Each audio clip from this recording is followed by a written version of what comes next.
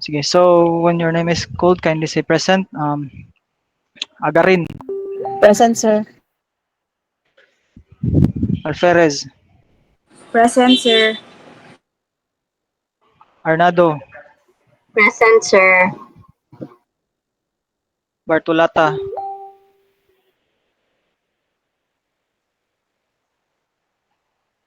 Buntuyan, Present Buntuyan, sir. Botilia, Present, sir. Kabahog, Present, sir. Kapalaran, Present, sir. Cavite,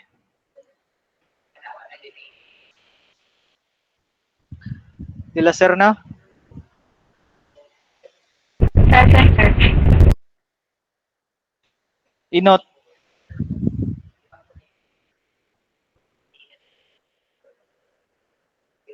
Gore, Present, sir. Lisao, Present, sir. Laguno, Present, sir. Monzolin, Present, sir. Oliva, Present, sir. Olivar, Present, sir. Oman, Present, sir. Patigayon,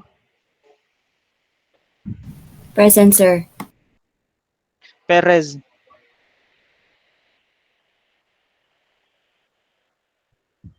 Franza, Present, sir. Romero, Present, sir. Sala, Present, sir. Sandigan, Present, sir. Santos,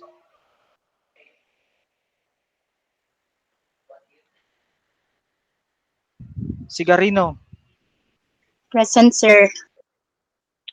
Sipalay, Present, sir. Solon, Present Salon, sir. Tangkawan, Present, sir. Teves, Present, sir. Tulod,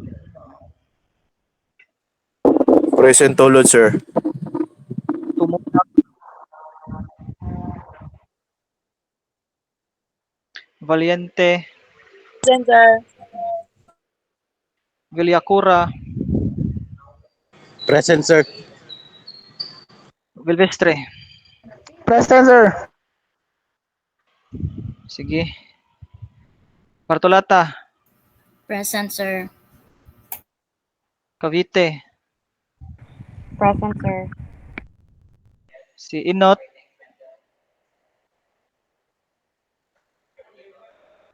si Perez, si Santos. Sige. Okay na to eh. Sige, let's continue our discussion. So this will Tawag ko, sir. be... Oh, humana ka. Sige. Thank you, sir. Sige, okay. So this will be our last topic for this semester. Last na ni siya.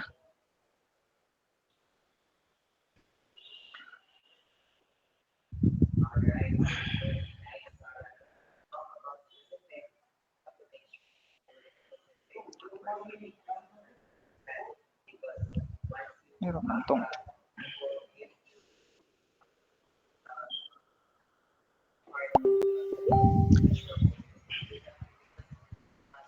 Sige, for today, we'll be discussing the design of a cantilever retaining wall. So, start with the different key names. So, ano man to? So, kani, okay, there is a left side, makita na to ang mga pangapangan sa parts ato ang retaining wall. So, dili man na siya lisod um timan-an, so dali ra na siya. And then in the right side kani mga tentative design, so this is our sa minimum and standard designs to kanabang kung magdinalian tag design pwede ra ni gamiton ninyo, pero mas maayo gihapon kung ato aning calculaton. And then here kaning lateral soil pressure, so this will be how the effect kanang dili aning sa taas na to ba dili ni siya straight kung natay like for example nag atong gitingning tingmulan ang isa ka ah, pangpang or incline nga soil, so na siya implication. So this is an example, so that iyang soil pressure nga distribution. And then this is the other kaning sa right side, this is the typical distribution sa atoang mga forces and the soil pressure. So so the pressure at any point depth of P is equal to CWH. So ang W is the unit weight of soil. So H is the distance from the surface to point, and C is the constant depth on the backfill characteristics. So P, so just familiarize this ato ang mga kuan ha. Familiarize nila nato atong mga formulas sa atong retaining wall.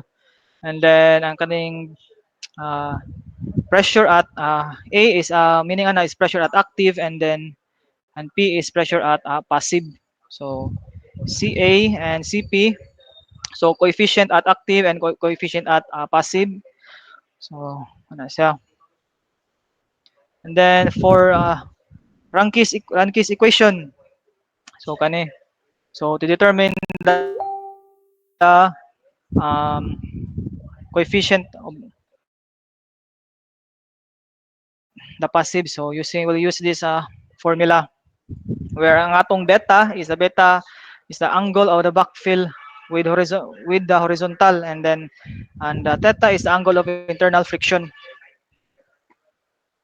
Then if the backfill is horizontal, so ang atong beta is obviously 0. So ang atong Rankis equation mahimo na lang ning simplify na to ingani. So CA is equal to 1 minus sine over theta over 1 plus sine theta, and so for CP. So bali lang ang CP. And H sub A, so mao na to mahimo na siya ingani. So next is the uniform surcharge pressure.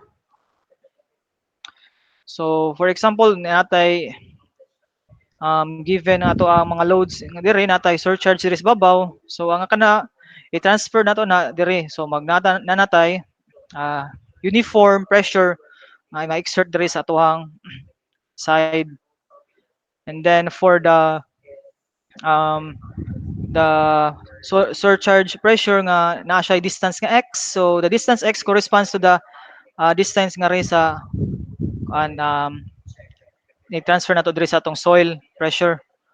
So kung unsang ang distance diri dapat mo offset same distance paubos. So diha ta matag start ato ang soil pressure. So, kana. So I think mao na siguro ang mga important bantayanan. Then then the design of control retaining wall using ay usually 3 to 7.5 meters. So kung mulapas na tana dili na applicable, or ang atong design is murag kuan na mahal na kung mulapas patag 7.5 meters nga height. So dapat nara na sa 3 to 7.5 meters.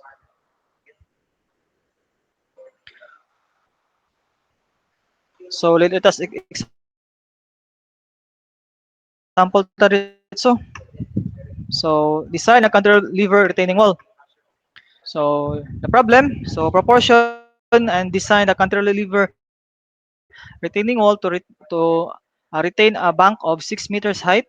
The soil weight is 15.7 kilonewtons cubic meter. Then the angle of internal friction is 33 degrees and 40 minutes. and the coefficient of friction at the base is 0.65. The following soil pressures is 160 kilopascal. Use FC prime equal to 21 megapascal, Fy to 414 megapascal. Rho is equal to 0.18 FC prime over Fy to control the deflection. And then a load factor, LF is equal to 1.7. So assume a surcharge pressure of 14.13 megapascal, kilopascal. Then neglect passive soil pressure. Then factor of safety overturning is 2.0 and factor of safety against sliding is 1.5. So let's start. So part A, let's proportion the dimension, the wall dimension. So estimate the height of wall. So H is equal to 6 meters, which is given, plus 0.1A, 0.8. So atong height below the uh, natural soil.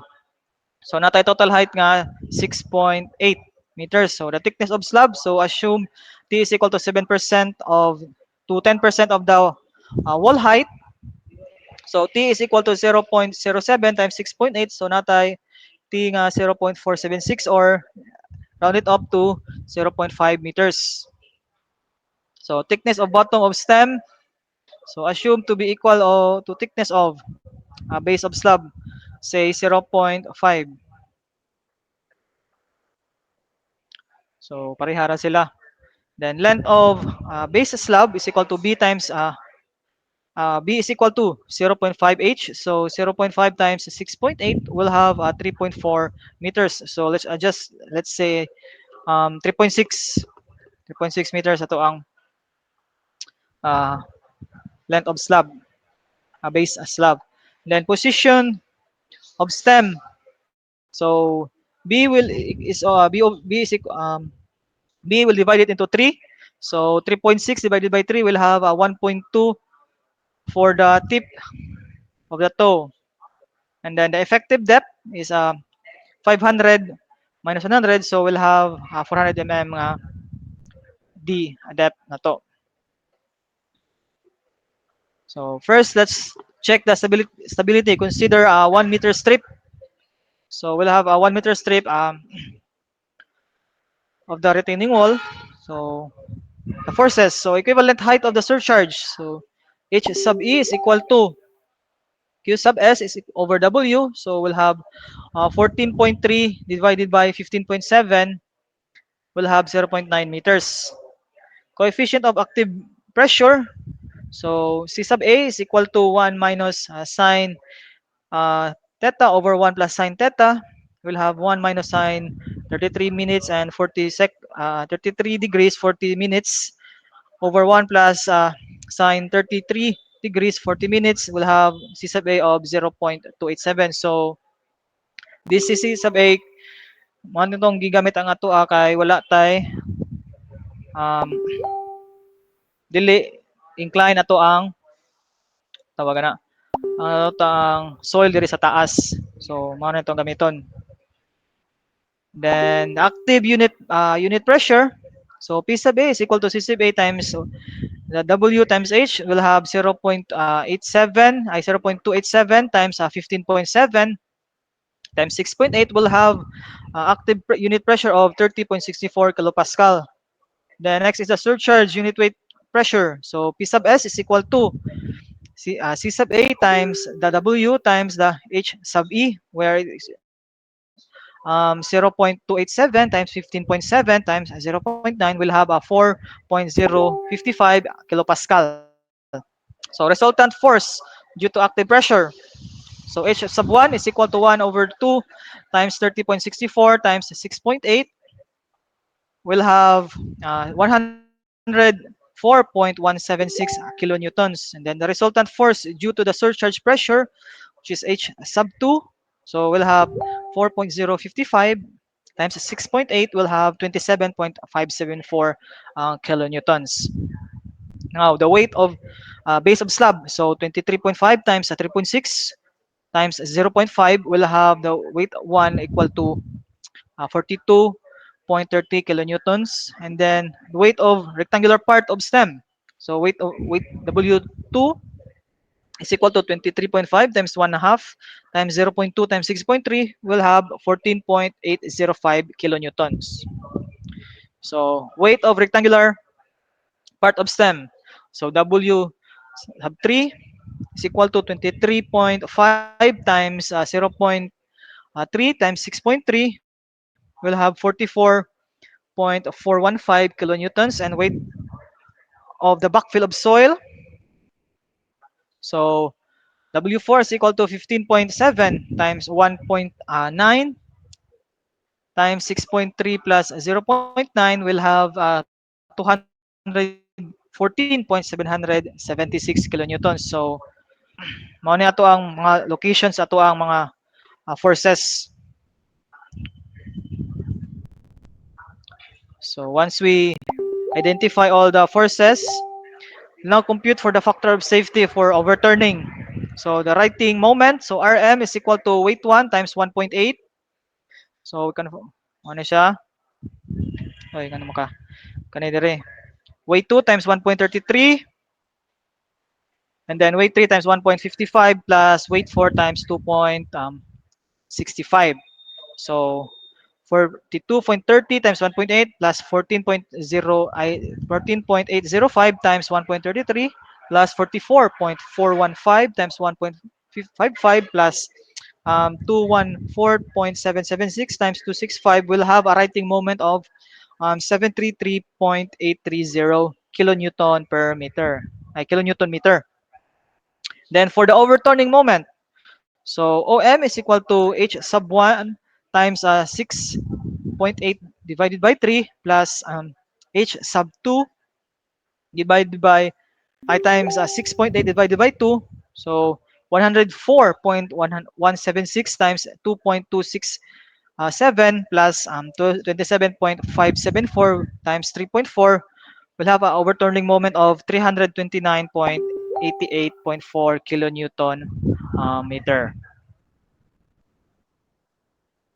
So for the factor of safety, F sub S is equal to righting moment over overturning moment. So 733.83 divided by 329.884 will have a factor of safety of 2.22, which is greater than the 2.0.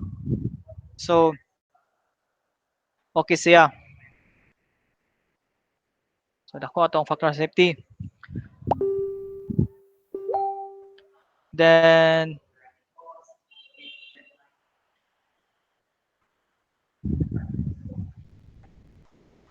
pila ditong required factor of safety dire. So kani dako siya, so sayop ni dili ni okay, pero so since gamay ra man ang diferensya, so let's take this as okay na lang. So gamay na ra may diferensya, so let's continue. So compute the factor of safety against sliding.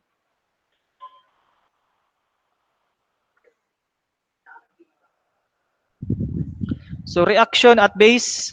So R is equal to weight 1 plus weight 2 plus weight 3 plus weight 4.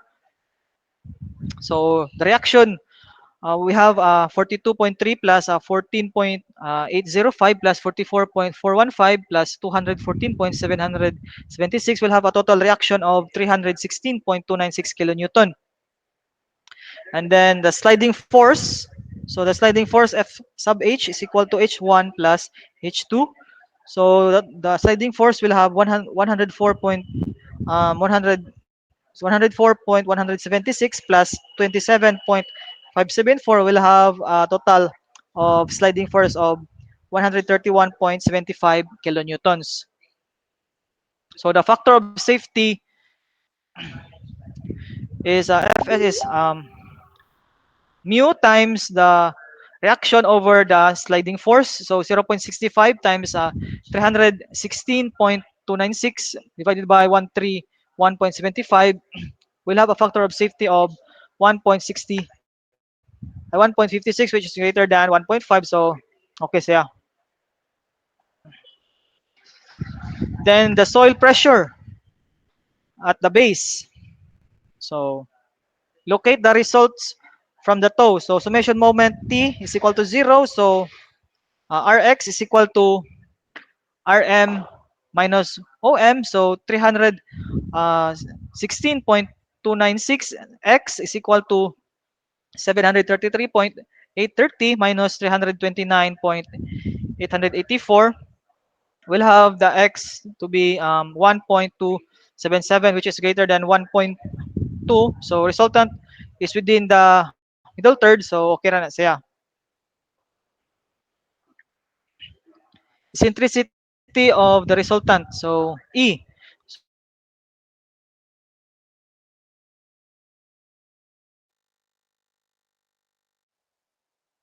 So E is equal to 5 to 3 meters. Next, we'll compute for the soil pressure. Soil pressure Q is equal to R over B plus 1, R over B times 1 plus minus 6E over B. So 316.296 divided by 3.6 multiplied by 3.6. We'll have a Q at the toe 164.44 kilopascal, which is lesser than 190 kilopascal. So okay siya. And at the heel, so we'll have 11.27, which is greater than 0. So meaning wala tay tension nga na-exert sa tuang footing. So that's our soil pressures. Then the slope of the pressure line.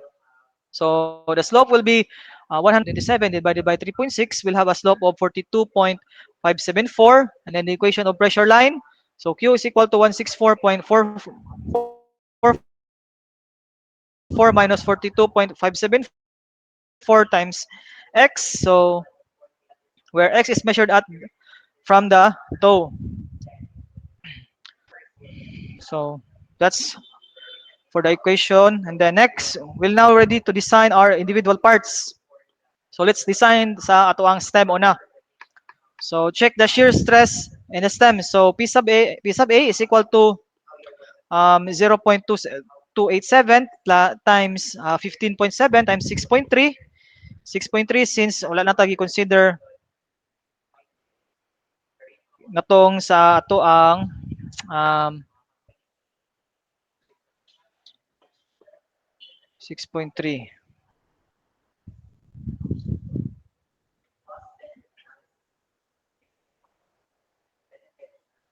Ikuha na to sa atong mine depth sa to ang footing na ni siyang 6.3. So 6.3 man to. So 6.8 man to gani ang iyahang total height. So natay 0.5 nga thickness sa to ang footing. So may na 6.3 siya. So we'll have P sub A of 28.387 kilopascal.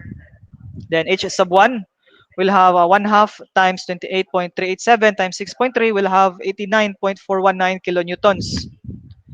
So and then the H1 will be 4.055 times 6.3. So we'll have H2 to be 25.546 kilonewtons. Then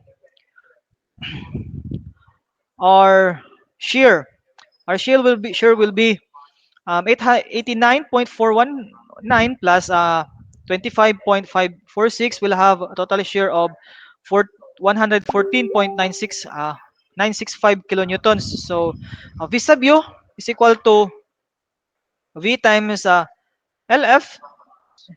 So 114.965 times 1.7 will have V sub U to be 195.44 kilonewtons. So VBC is equal to V times 16 times square root of FC prime BD. So 0.85 times 1 over 6 times square root of 21 times 1.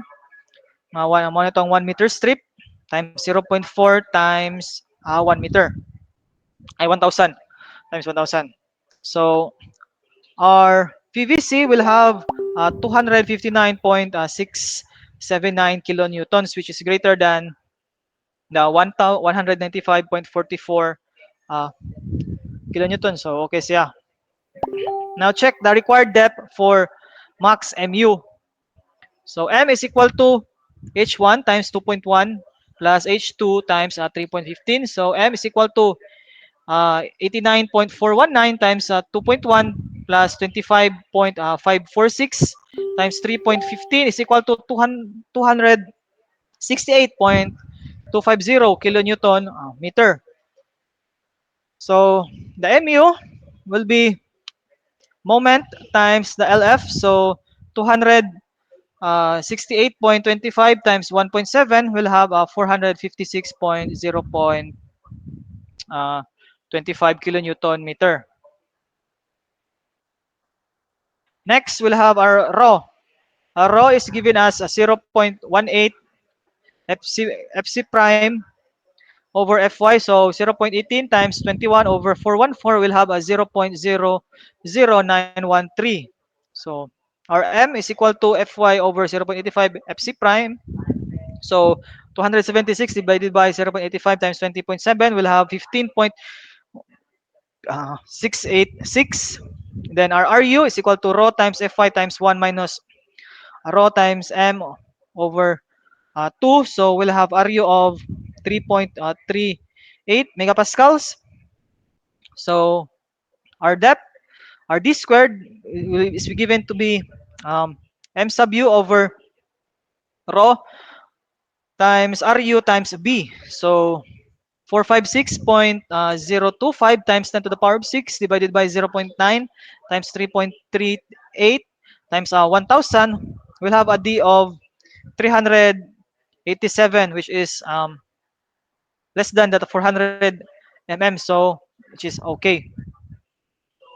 So select stem reinforcement. So P sub A is equal to C sub A times W times H. So we'll have a 0.287 times 15.7 times H. So we'll have 4.52 H in kilopascal. Then H sub 1 will become 1/2 times 4.52 H times H. So we'll have 2.26 H squared in kilonewton.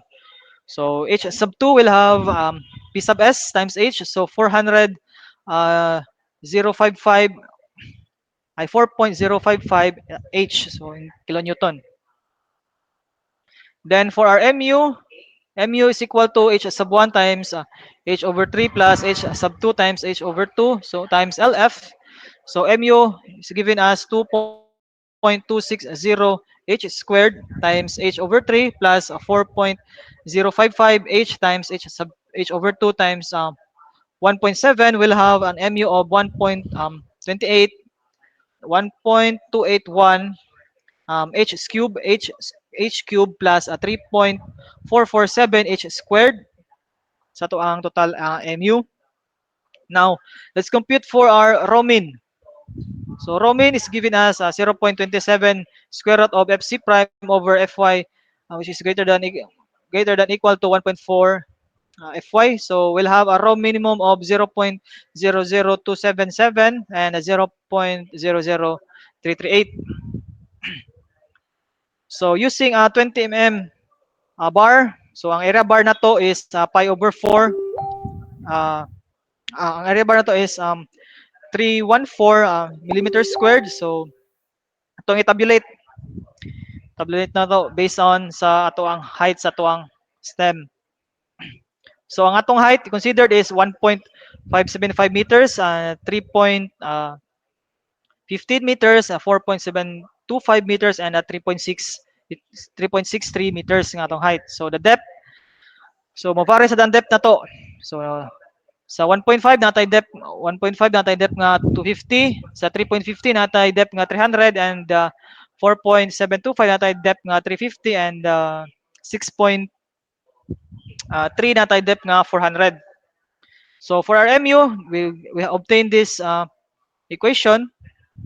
So sa input na to ato ang mga H atong height. So we'll have an MU for 1.575 natay H nga ay natay MU nga 13.556, and for our height of 3.15, we'll have a MU of 74.242, and then for the height of 4.725, we'll have an MU of 212.087, and the height of 6.3 will have a MU of 457.122. And then our RU is given for the different heights. So RU will have varying RUs. So we'll have 0.241 ng RU, 0.917 ng RU, we'll have 1.924 ng RU, and 3.174 ng RU. For our RO, vary sa datong RO. So for our at the 1.5 nga height, we have a RO nga 0.00059, which is lesser than the RO mean. So times nag 4/3, we'll have a RO nga 0.00079, which is lesser than the RO mean. So 4/3 RO ang ni-govern. So and then for the 3.15, we'll have a RO nga 0.00277, and then which is lesser than the Roman nato. So times nato 4/3, and then it's found out that this is less than the Roman, so govern gyapon ang 4/3 nga row. And then at the height of 4.725, we'll have a row 0.00493, and 6.3 will have a row of 0.00851.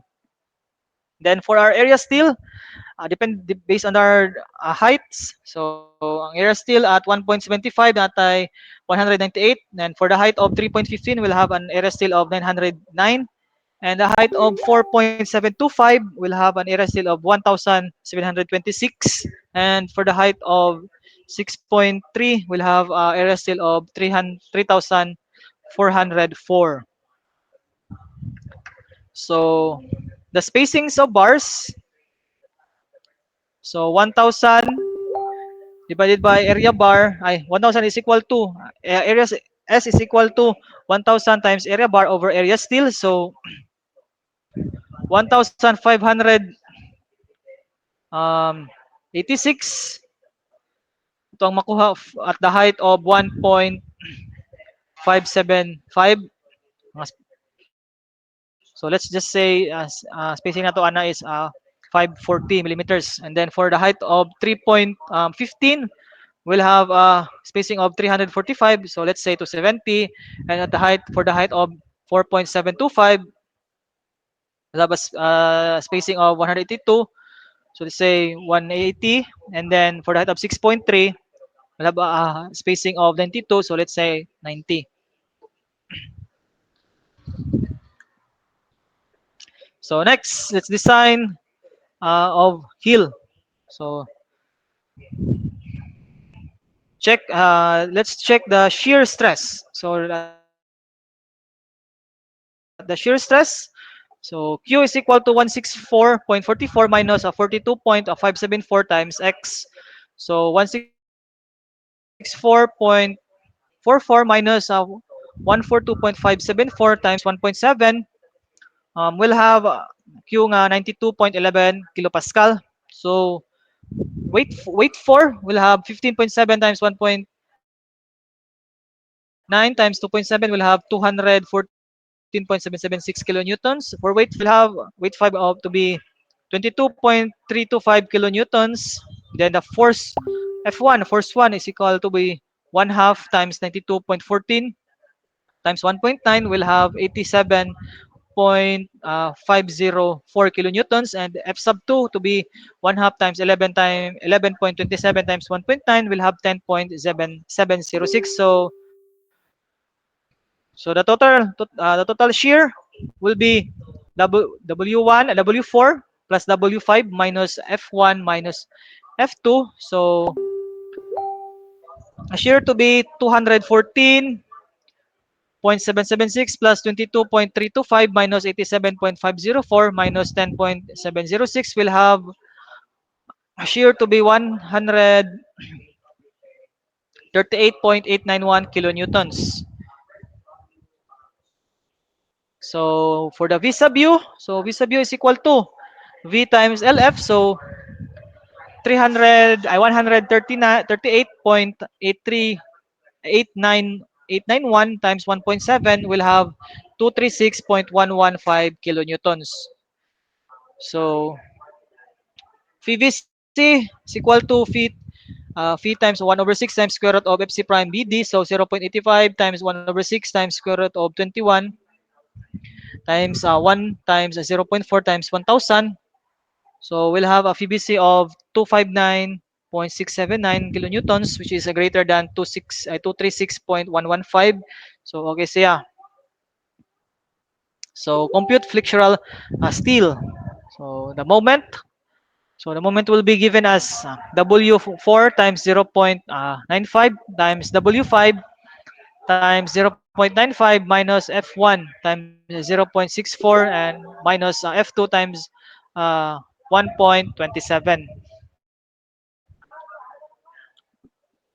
So our MU total will have uh, 214.77 times 0.95 plus 22.325 times 0.95 times minus 87.504 times 0.63 minus 10.706 times 1.27 will have an MU of 156.522 kilonewton meters. So ang MU na to will be M times the LF. So 156.522 times 1.7.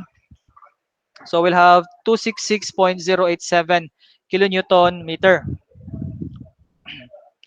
And then the RU is given to be MU over rho BD squared. So 266.087 times 10 to the power of 6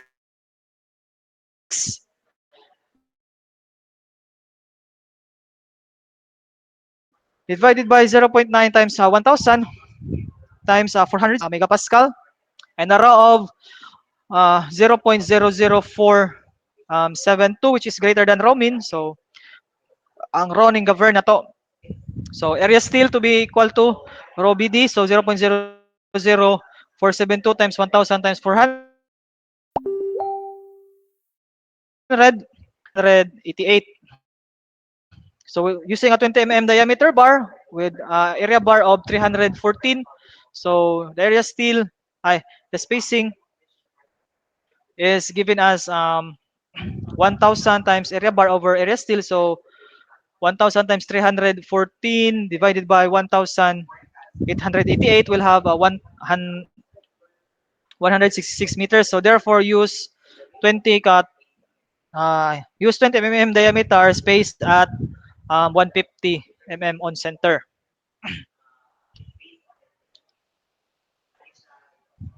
Then design of the toe. So the toe, check shear stress. So Q is equal to 164.44 minus 42.574 times X. So we'll have a Q of 113.38. Then the weight 6. So W6 is given as 23.5 times 1.2 times 0.5 will have 14.1 kilonewton. And then F1 is given as 1/2 times 164.44 will have times 1.2 will have F1 to be 98.664 kilonewtons. And then F2 will have 1/2 times 113.38 times 1.2 will have 68.028 kilonewtons. So the shear will be F1 plus F2 minus W6. So 98.664 plus 68.028 minus 14.1 will have a share of 152.592. And for V sub U will have V times 1 LF. So 152.9592 times 1.7 will have 259.406 kilonewtons. So now let's compute for our PVC. So PVC is given as 0.85 times 1 over 6 times square root of 21 times 1 times 0.4 times 1 meter, 1000. We'll have a PVC of 259.679 kilonewton, which is greater than 259.406 kilonewton. So okay siya. And let's compute for the flexural steel at the toe. So M is equal to F1 times 0.8, then F2 times 0.4, and minus W6 times 0.6 will have 98.664 times 0.8 plus 68.028 times 0.4 minus 14.1 times 0.6 minus 14.10 times 0.6. Ano man yung nadoble? So nadoble ra ni. Nadoble ra ni siya. So we'll have our MU, so natanggalan lang ninyo ha. Kaning nadoble. So we'll have our MU to be 97.68 kilonewton meters. Then our MU is equal to M times LF. So 97.68 times 1.7 will have MU to be 166.06 kilonewton meter.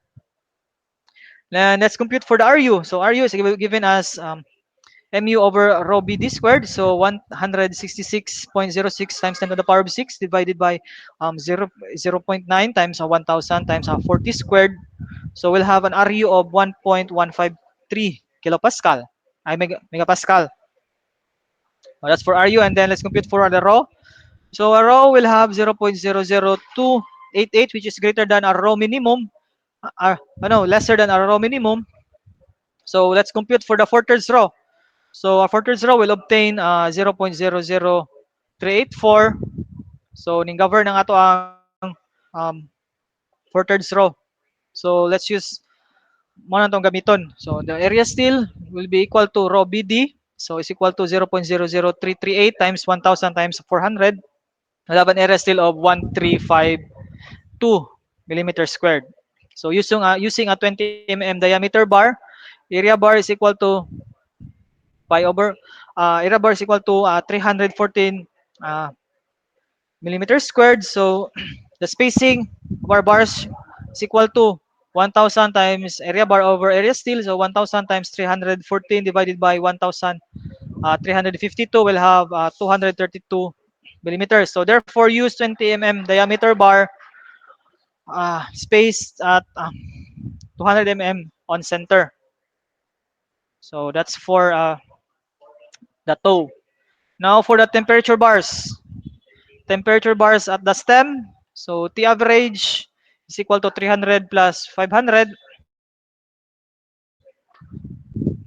So ato thickness average na siya. Divided by 2, let's have 400. So area steel is equal to 0.002B times T is equal to 0.002 times 1000 times 400. We'll have 800 millimeters squared. So for the front face, two-thirds divided 800. So we'll have 533 millimeters squared. So use a 12 mm diameter bar. So we're an area bar of 113. So the spacing will obtain 1000 divided times 113 divided by 533. We'll have a spacing of 212 millimeters. Let's say 200. So use 12 mm diameter bars at 200 mm on center at the front face, and then 12 mm diameter bar at 400 on center at the back face. And then for the base of the slab, so area steel is equal to 0.002 B times T, so 0.002 times 1000 times 500. So we'll have an area steel of 1000. So just distribute it equally at the top and the bottom of the slab. So 1/2 times 1000, so 500. So 1000 times 113 divided by 500, we'll have a spacing of 200 mm diameter, 12 mm on center at the top and bottom. So that's for the temperature bars. So the development, so pili lang tamo ko na kay balik ra na siya, and then ato na siyang i-drawing. So, muna ito ang detailed nga drawing. So, ano siya? The area bar. Ay, so, ato ang front face, ato ang back face ni siya. Ato ang toe, ato ang heel. So, na mga corresponding letters. So, with the corresponding letters, na yung mga corresponding bars and the spacing. So, nakuha ra?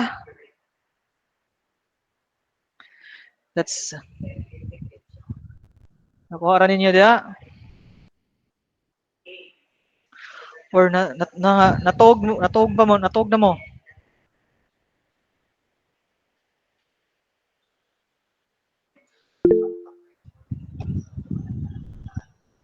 Sige, sa man Cavite. Napislitan na, sir.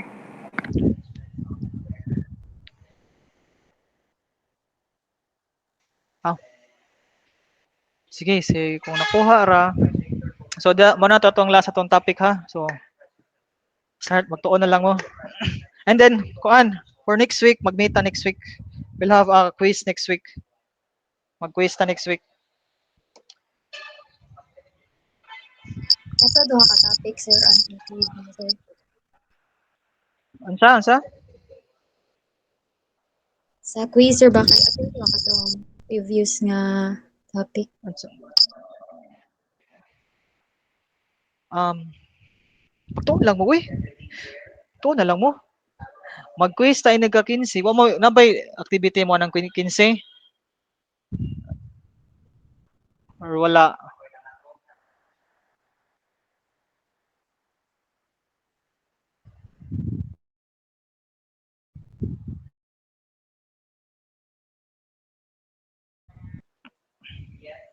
So, may nintingog. So, magkuan ta. So, wa may activity ana. So, meaning wala may activities. So,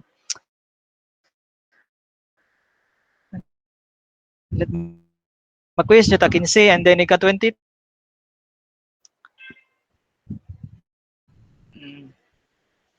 Sige. 15 magpasta. So, and then ipass na lang na inyong kuan. Pwede ra nag-ipass na karon ni ka 29 na or ni ka 31 na inyong final sa inyong project. Check o ana. Ay di pwede ra na. Pwede ra lagi na. Dugay pa ng grade inyong kuan. Compute o grado. Pwede ra na 31 ipass ang inyong project. And then ang plates ninyo, so mag-hot after ani, mag-upload ako sa inyong details para sa inyong plates. So ipass na ini ka 15 ang inyong plates. Ang duha ka plates, last 2 plates. Okay, kasi nabot ta? Sige, unsa man. Excuse me, sir, regarding sa project, sir, baka ang whole jud na structure, sir, kay steel.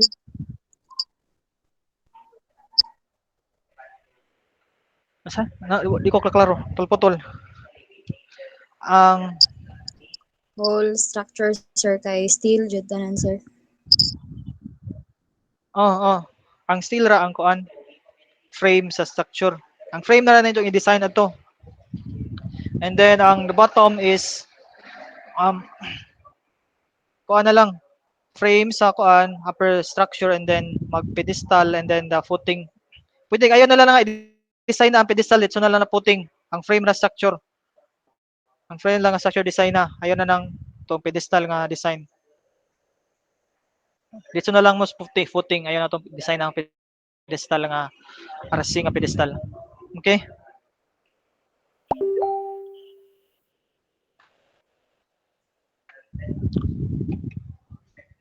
Kami rin magbot-buot sa kuan, sir, kung saan nga steel size or saan nga steel. Kamuray size. Basta 836 nga steel gamita. Mga standard na to. 836. Then kamulay bahala kung LRFD, ASD inyong gamiton. Okay, sir, thank you. Sige. So, napay questions?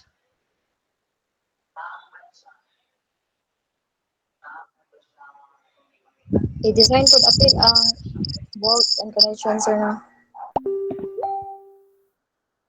Ang walls Bolts. Oo. katong sa ayun na tong walls, ang frame ra design na. Ang frame ra aron dali ra mo human. Ayun na and I also ayun na mo pag-design og connections. Ayun na pag-design og connections. Dito ra, members ra.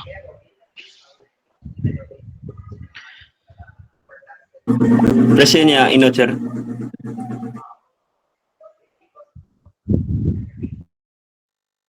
Santos Sign up, present. choppy ka. Present ino, sir. Wala ko kapas ganina, sir.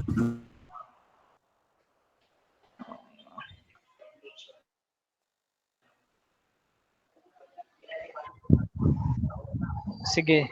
Isa mga gikan. Santos po sir, present sir.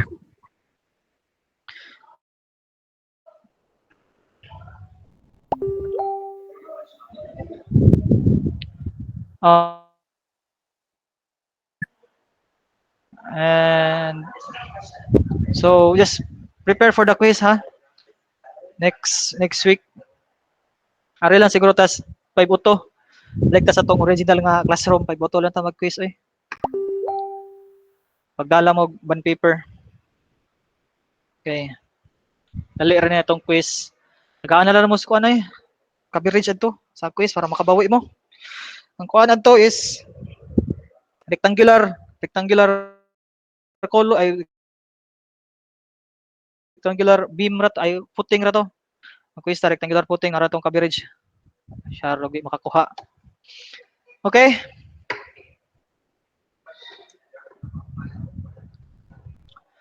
Wala may questions?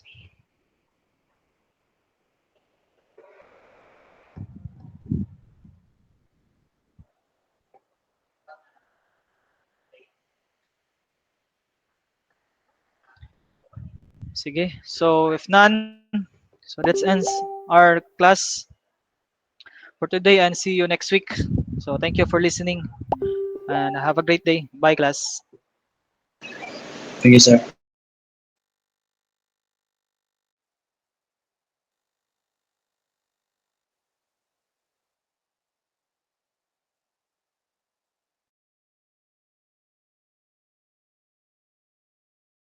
Hello.